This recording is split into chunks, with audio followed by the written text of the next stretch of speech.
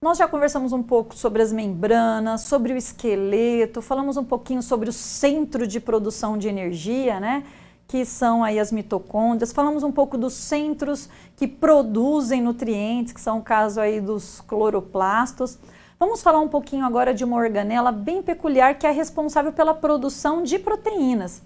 Estamos falando dos ribossomos. Bom, os ribossomos são moléculas proteicas que são formadas aí de duas subunidades, basicamente, né? São subunidades que vão formar, que vão ser responsáveis pela leitura do RNA mensageiro e tradução, no caso, desta informação em proteínas. Seria o mesmo que executar uma ordem. Imagina que venha escrita uma informação e eu precise codificar essa informação, né? Então imagine uma leitura, vai e pega um prato, então você vai e se movimenta e pega o prato, né? Em outras palavras. O ribossomo faz isso, ele traduz aquela informação escrita, né, no material genético em uma proteína que vai ser uma proteína, essa sim, funcional para a célula.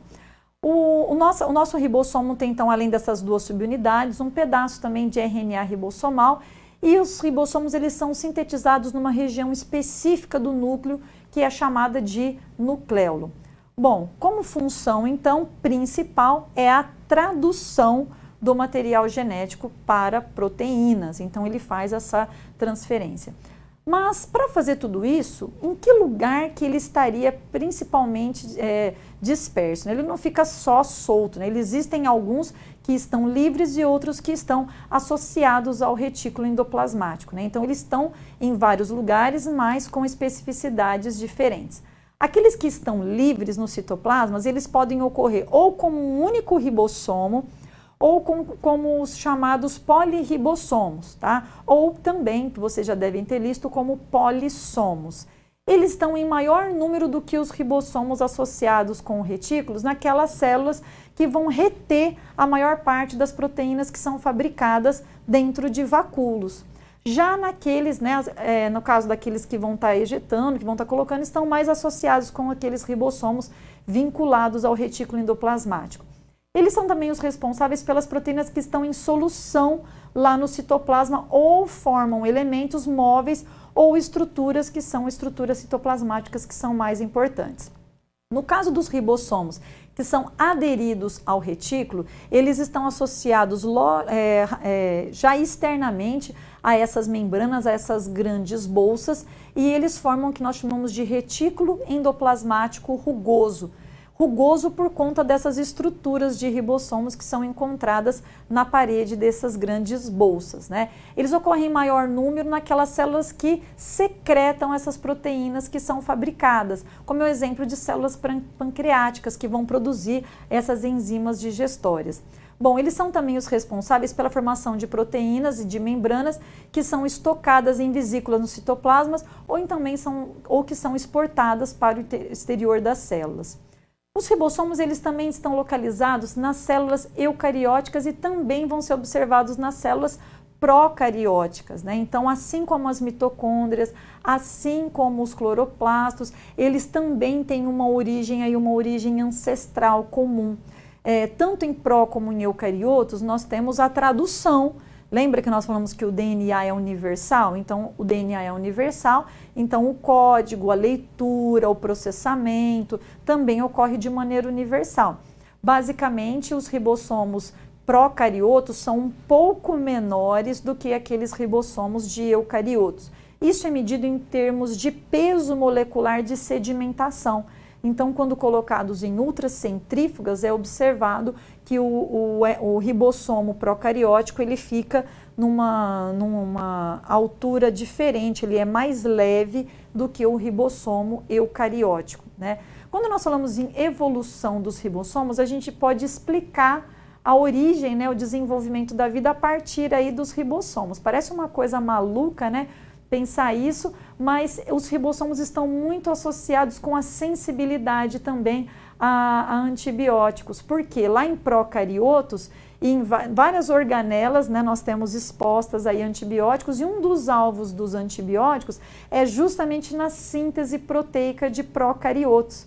Então, conhecendo todo o material genético, conhecendo toda a estrutura, como ocorre a síntese de proteínas, nós conseguimos também controlar algumas patologias relacionadas aí com as bactérias. Falando então, né, desses ribossomos como uma aplicação, ele tende a ter a mesma estrutura e essencialmente é o mesmo em todos os seres vivos, né, com essa diferença de peso molecular. As regiões mais externas do ribossomo, elas vão se expandir e vão se tornando um pouco mais complicadas. Então, em organismos mais complexos, essa parte mais externa da estrutura dos ribossomos, ela tende a ser um pouco mais rebuscada e tende a trazer mais informações recentes daquela espécie. Se nós olharmos mais o interior, acho que pela imagem é possível ver isso, mas o interior do ribossomo, as suas estruturas mais peculiares, nós temos aí uma origem mais ancestral dos ribossomos. É como se tivesse sido acrescida informações a essa história do ribossomo, formasse uma espécie de casca que indica aí uma certa ancestralidade. O núcleo é o mesmo em todos os seres vivos e as regiões, então, externas contam a história mais recente. Tudo isso levou uma pesquisadora, né, uma israelense em 2009, a analisar a estrutura dos ribossomos. E a aplicação do trabalho dela foi sensacional.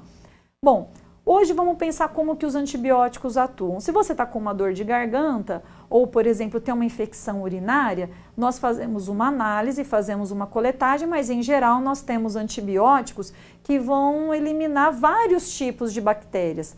Infelizmente, durante esse processo, algumas bactérias que são benéficas ao homem, que funcionam aí no trato intestinal, até mesmo como probióticas, elas acabam morrendo diante dessas circunstâncias.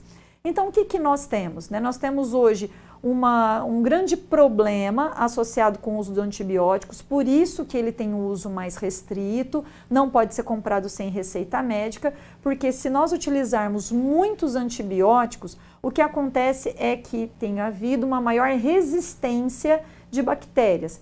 Então, na verdade, quando nós tomamos um antibiótico, várias bactérias morrem. Aquelas que sofreram alguma mutação no seu material genético, que confere a ela, por exemplo, uma maior viabilidade ou um ribossomo que seja mais ativo, ela não morre dentro dessas circunstâncias. Então, ela acaba sendo selecionada. Conclusão, antibióticos cada vez mais fortes, antibióticos que vão eliminando e com isso nós temos as superbactérias que vão sendo criadas. Essas superbactérias têm um material genético específico e são altamente letais e nocivas ao homem porque não há antibiótico capaz de controlar. Então, se eu estiver falando de uma bactéria aí que seja extremamente patogênica, ela pode levar a um dano muito grave, Talvez você já deve ter ouvido falar de infecções hospitalares que são causadas por estas superbactérias.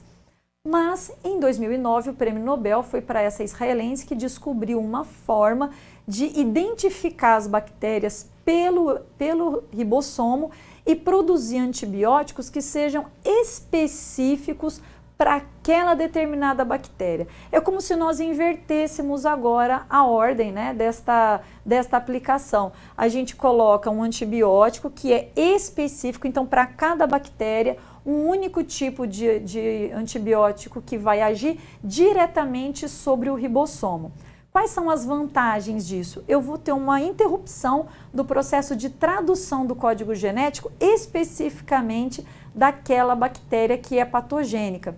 Enquanto os antibióticos atuais acabam combatendo vários tipos de bactérias, esse não. Esse seria importante, seria fundamental para atrasar o desenvolvimento exatamente daquela bactéria. Isso faria com que nós não tivéssemos bactérias resistentes, pois mesmo que eu tivesse uma alteração, eu mantenho toda a flora de bactérias num organismo. Então, por exemplo, pensando no intestino, nós manteríamos a flora intestinal e a quantidade ou a porcentagem de bactérias resistentes àquela determinada condição seria muito menor ou até mesmo anulada, fazendo com que nós tivéssemos aí uma melhor vitalidade, garantindo aí a sobrevivência de muitas pessoas, reduzindo aí o número de infecções hospitalares causadas por bactérias.